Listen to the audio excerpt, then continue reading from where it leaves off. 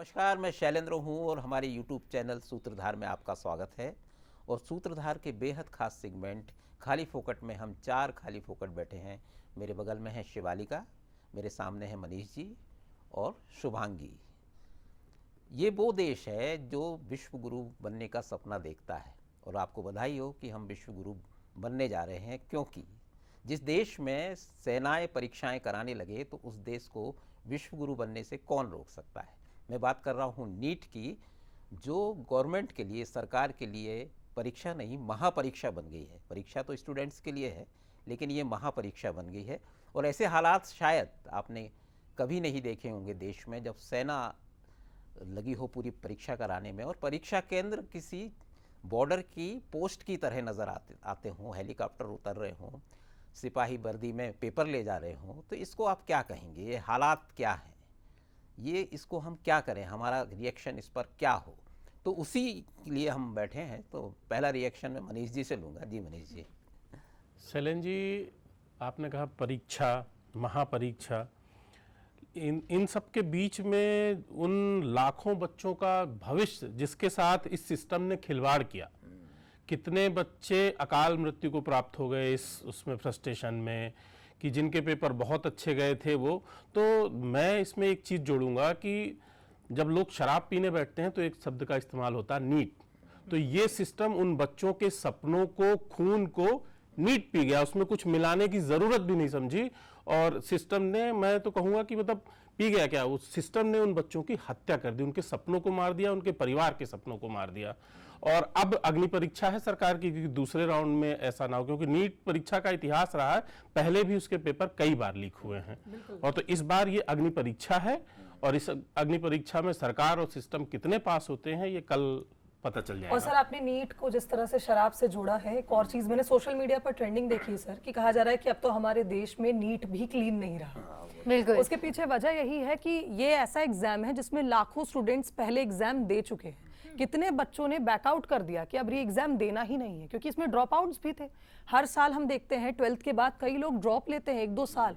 JEE mains में भी यही होता है ताकि वो बेहतर अंक इस प्राप्त। संघर्ष को मैं पिछले 2 साल से व्यक्तिगत रूप से इसलिए देख रहा हूं क्योंकि मेरा बेटा जैसे ही 10th पास करके आया, उसने जेई की तैयारी शुरू की, कोचिंग शुरू की। अब सोचिए अगर उसके साथ ऐसा हुआ होता या उस एग्जाम में ऐसा हुआ होता तो हम किस माइंडसेट में होते। बिल्कुल सही बात। तो उन माँ बाप के बारे में सोचिए जिन्होंने अभी रीवा के पास मऊगंज की कहाँ की एक लड़की थी जिसने नागपुर में शायद सुसाइड किया था। उसके पिताजी हलवाई का काम करते थे, उन्होंने कर्ज लेकर उस बच्ची को पढ़ाया था और बच्ची ने पेपर के बाद अपने माँ बाप से कहा था कि पापा अब मैं डॉक्टर बन गई, अपने परिवार के अब दिन बदल जाएंगे। और उस बच्ची ने बाद में जब ये री एग्जाम की बात आई तो सुसाइड कर लिया। लेकिन मैं सोचता हूँ कि भारत जैसे देश में कोई चीज इतनी बड़ी कैसे हो सकती है कि परीक्षा इतनी बड़ी हो जाए, जान की कीमत जिसमें लगने लगी। बिल्कुल सही। और देखिए, मुझे लगता है इससे जुड़ा बहुत कुछ है, जैसे कि एक पूरा सिस्टम है, जैसे कोचिंग संस्थान है, स्कूल है, ये एक बहुत बड़ा व्यापार बन गया है। और कहीं ना कहीं एक ऐसा एटमॉस्फेयर बनाया जाता है कि कहीं ना कहीं हम इसको इतना बड़ा कर लेते हैं कि नीट नहीं तो कुछ नहीं, या जेई या मेंस। और देखिए अब हम हर घर में वही बात हो रही है। आज से हम 10-20 साल पहले जाए, हम लोगों की पीढ़ी में बहुत से हमको ऑप्शन खुले नजर आते थे कि आप पुलिस अधिकारी बन जाइए, कांस्टेबल बन जाइए, इनकी कोई बात ही नहीं हो रही। पीएससी दे दीजिए, ये दे लेकिन दीजिए। सर, कोई क्षेत्र, कोई एग्जाम तो बचे लीक होने से। हमने क्या क्या नहीं देखा। हमने यूपी में पेपर लीक देखा, हमने यूपी में कांस्टेबल का पेपर लीक देखा, हमने नीट का पेपर लीक देखा। जेई अब तक इसलिए बचा हुआ है क्योंकि उसका माध्यम अलग है। या तो सिस्टम बनाने की बहुत जरूरत महसूस हो रही है। लेकिन अब अगर आप इसमें ये भी है, इसमें सीबीएसई के पेपर का हम देखें, हमारे टाइम पे वो कितना ज्यादा, मतलब उसको कितना कॉन्फिडेंशियल रखते थे, सेट्स तक लीक नहीं होते थे। 1-2 स्टूडेंट अगर लाइन से बैठे हैं, आप सोचिए उनके पेपर मैचिंग ही नहीं है। पिछले 10 साल की अगर मैं बात करूं, पिछले 10 साल में 6.5 करोड़ ऐसे स्टूडेंट्स हैं जो अब तक अफेक्टेड हो चुके हैं पेपर लीक्स की वजह से। मैं सिर्फ भारत की बात कर रही हूं। और उसमें सबसे ऊपर अगर हम देखेंगे तो मध्य प्रदेश, उत्तर प्रदेश, राजस्थान, महाराष्ट्र जैसे राज्यों का नाम है जहां की पॉपुलैरिटी इतनी है। हर साल लाखों बच्चे। शुभांगी ने सीबीएसई एग्जाम की बात की। इस बार जो पैटर्न बदला है वो भी सुर्खियों में रहा है सीबीएसई का। कितनी सारी चीजें, कितनी कंट्रोवर्सी हुई हैं। जिस बच्चे को एग्जाम में 25 नंबर मिले थे वो रिकाउंटिंग और री एग्जाम के बाद वो 75 पे 75 पहुंच पे गए, पहुंच गए, हाँ। क्योंकि जांचने में, मूल्यांकन करने में इतनी बड़ी गड़बड़ियां हुई। और फिर मैं उसी मूल की तरफ लौटूंगा जो इस पूरी प्रॉब्लम का मूल है, कि वो आदमी जो इससे पहले भी नीट पेपर लीक मामले में जिसके ऊपर एक्शन होना चाहिए था, वो आदमी को आपने वापस दोबारा से जिम्मेदारी दी, तो क्या सिस्टम आंख बंद करके बैठा है कि जो आदमी पहले भी इस चीज में पकड़ा जा रहा है वही पेपर सेटिंग में फिर और से सर बैठा हुआ जिसने है? लीक किया है पेपर पहले नीट का, वो भी इस बार एग्जाम देने वाला है, री एग्जाम के लिए वो भी अपियर हो रहा है, क्योंकि शिक्षा मूल अधिकार है। मेरे को लगता है कहीं ना कहीं मतलब जिस तरीके से चेंज होते हैं, मतलब एग्जाम पैटर्न में चेंज हो रहा है, एजुकेशन सिस्टम में चेंज हो रहा है, उस हिसाब से हमारा सिस्टम चेंज नहीं हो पा रहा है। तो कहीं ना कहीं एक तालमेल नहीं बैठता कि जितनी फास्ट डिजिटल हुआ है सब कुछ, तो उसके हिसाब से हमारा सिस्टम नहीं कर पाता। आप जाएंगे किसी स्कूल में तो आपको वही पुराने क्लासरूम ही दिखेंगे, वैसी टूटी फूटी अलमारी दिखेंगी। तो शैलेश जी, ये सब चीजें भी अगर हम इनको इस पूरी व्यवस्था में एक सवाल उन टीचर्स पर भी है, क्योंकि जो पेपर लीक में जिनके नाम सामने आए वो सारे के सारे टीचर्स हैं। तो क्या गुरु ऐसा होता है? ये सारे के सारे नोबेल टीचर, प्रोफेशन बोलते हैं, और नोबेल मैं लोग अगर मैं ऐसे उस कह रहे हैं, वही कह रहा क्या? हूं मैं कि अगर वो टीचर हैं इसमें तो गलती आपकी, उन्होंने अपने 10 बच्चों या अपनी दुकान चलाने के लिए करोड़ों बच्चों के साथ, लाखों बच्चों के साथ आपने जो अन्याय किया है, उस पर भी तो सिस्टम को और ध्यान सर देने की जरूरत है। कोचिंग के दावे भी तो है ना अपने अपने की, क्रेडिबिलिटी की अब बात इस है। देश अब में बच्चा मुझे नहीं सोच रहा है लगता कोई मेहनत चीज- करना ही नहीं है, मुझे जुगाड़ नहीं कर लो। मुझे नहीं लगता इस देश में कोई चीज नैतिकता से चल सकती है। हाँ हम लोग, हमारा प्रॉब्लम यही है कि हम फट से नैतिकता की बात करने लगते हैं और हाँ बिल्कुल बहाना है, बना के निकल जाते हैं। निकल बिल्कुल। जाते हैं। जैसे मेरा ही कोई काम है, मुझे काम कराना नहीं हो रहा तो मैं सोचूंगा किसी दूसरे और रास्ते तरीके से से वो हो काम। जाए, तो ये समाज का की सोच बन चुकी है कि मेरा काम तो सिस्टम से अलग इस तरीके से हो जाए, इस ढर्रे से हो जाए, और दूसरों को मैं नैतिकता का पाठ पढ़ाऊं सर बैठ। खाली फोकट पे एक पॉइंट ये भी है, टेलीग्राम वाला, उस पर भी बहुत मीम्स बन रहे हैं सोशल मीडिया पे कि क्या टेलीग्राम पर बैन वही मैं बोल रहा था कि जिस तरह से हाँ, कि सोशल हम मीडिया बैन लगा हावी हुआ देंगे है, तो वो लीक नहीं होगा। यानी बस उन्होंने समझ लिया कि एक प्लेटफॉर्म ही जरिए, और जिस तरह से मोरालिटी की बात कर रहे थे, जब तक वो चीज आपसे जुड़ी हुई ना हो ना, मोरालिटी कहीं एग्जिस्ट नहीं करती। जिस तरह से सर ने कहा कि अपना काम है, अगर टीचर का अपना बच्चा होता तो उसे बहुत बुरा लगता है कि मेरे बच्चे का पेपर लीक हाँ, हो गया। लेकिन दूसरे के बच्चे हैं तो they are वो not bothered। एक कोट है, हम हमेशा सुनते हैं ना, हम सुधरे सुधरे जग सारा। तो यहाँ बेसिकली हर आदमी को सुधरने की जरूरत है। सिस्टम पर सवाल उठा रहे हैं, हम भी उठा रहे हैं, पूरा मीडिया उठा रहा, पूरी दुनिया उठा रही, सोशल लेकिन मीडिया मुझे पे। लगता है कि ये बहाना हमको छोड़ना चाहिए। अब सीधी सी बात, हमको ये मान लेना चाहिए कि इस देश में नैतिकता नहीं चलेगी। नैतिकता क्या, वो दौर खत्म हो चुका है। तो हमें सीधे सीधे जो प्रैक्टिकल चीजें हैं, जो डंडा जो चलता है ना, उसकी जरूरत है।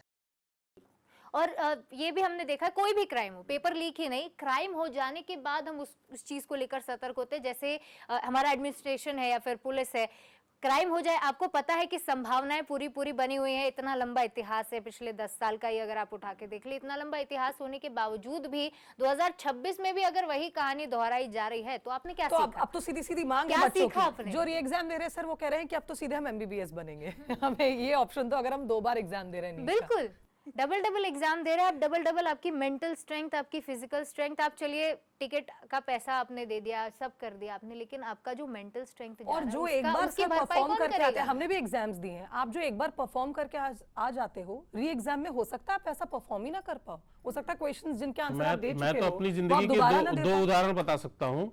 पीजी करने के बाद कॉलेज लेक्चरशिप के लिए 2 एग्जाम होते हैं, एक स्टेट गवर्नमेंट कराती है, एक सेंट्रल गवर्नमेंट वाला होता है नेट।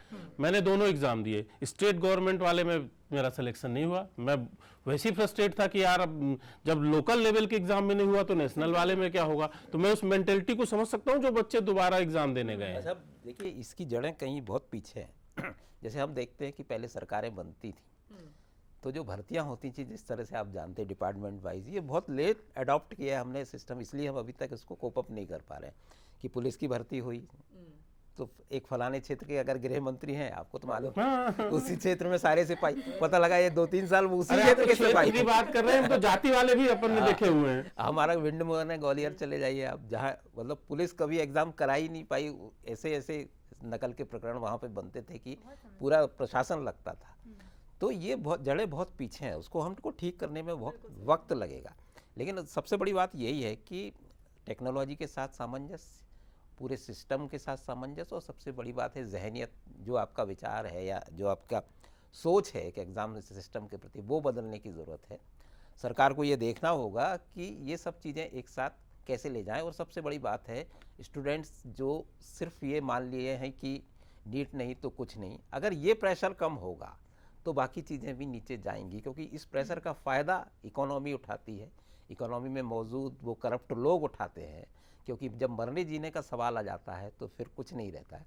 तो मुझे लगता है कि ये मूल समस्या है, तो पूरे एक माइंडसेट की बदलने की ज़रूरत है। मैं एक चीज़ इसमें जोड़ना चाहूँगा। पंजाबी के एक बहुत बड़े कवि हुए हैं पाश, उनकी एक कविता है बीच का रास्ता नहीं होता। तो उसमें कुछ लाइनें हैं कि सबसे मेहनत की लूट सबसे खतरनाक नहीं होती, सबसे खतरनाक होता है हमारे सपनों का मर जाना। तो मैं जो बच्चे दोबारा एग्जाम दे रहे हैं या जिनको आगे एग्जाम देना है, मैं उनसे बस यही रिक्वेस्ट करूंगा कि अपने सपनों को जिंदा रखें, अपने सपनों के लिए मेहनत करें, और इस सिस्टम से लड़ने की जिम्मेदारी आपकी भी, आप भी उससे लड़ें और अपने सपनों को किसी भी हाल में, किसी भी सूरत में जिंदा रखें। छोटी सी बात इसमें जोड़नी बहुत जरूरी है। जैसे आप लोग कह रहे हैं, आप लोग अपने दृष्टिकोण से कह रहे हैं कि हमें मेहनत करना है, एफर्ट्स डालने, लेकिन सर कंपटीशन एक बहुत बड़ा चैलेंज बन गया स्टूडेंट्स के लिए। आप सोचिए कि अगर एक शहर में, हम भोपाल का एग्जाम्पल ले ले, फॉर एग्जाम्पल 1500 सीटें हैं गवर्नमेंट कॉलेजेस में बच्चों के लिए, लेकिन एग्जाम देने के लिए एक ही शहर से 1.5 लाख लोग बैठ रहे हैं। इसीलिए भी उस प्रेशर को, जिस तरह से आप कह रहे थे कि वो प्रेशर जो फील होता है वो आरआरबी के कंपटीशन आंकड़े की सर वजह अभी से। हमने देखे थे, 1 करोड़ से ज्यादा फॉर्म भरे जाते हैं 12-15 पोस्ट के लिए। तो ये बताता है कि किसी लोगों भी की कॉम्पिटिटिव एग्जाम में यही चीज है। भूख बढ़ रही है। कुल मिलाकर देखिए, हमारी चर्चा का लबुलाव यही है कि ये परीक्षा है। स्टूडेंट्स के लिए सलाह यही है कि ये परीक्षा है, चाहे भ्रष्टाचार हो, चाहे परीक्षाएं लीक हो, चाहे पेपर लीक हो, चाहे आपके आगे किसी कमज़ोर को आगे कर दिया जाए, कुछ भी हो, लेकिन ये परीक्षा है। वो परीक्षा का नाम ही है कि बाधाएं, और उसमें परीक्षा में छिपा हुआ शैलेंद्र जी, पर इच्छा जो दूसरे की इच्छा से हो रही है। बिल्कुल, तो बिल्कुल। ये परीक्षा ही है, आप परीक्षा मानकर चलिए, कोई कुछ भी कहे, लेकिन परीक्षा आपको पास करनी ही है। सारे सिस्टम को, जो करप्ट सिस्टम है उसको भी पार पाना ही एक परीक्षा है आपके लिए। और कम से कम भारत जैसे देश में ये बहुत ज़रूरी है कि बच्चों का माइंडसेट ये हो अल्टीमेटली कि परीक्षा है, इसमें कुछ भी बहाना नहीं चलेगा, सिस्टम अपनी जगह है, वैसा ही चलेगा। तो फिलहाल खाली फोकट में इतना ही। अगली बार हम खाली होंगे तो ज़रूर बैठेंगे। फिलहाल इजाज़त दीजिए, नमस्कार।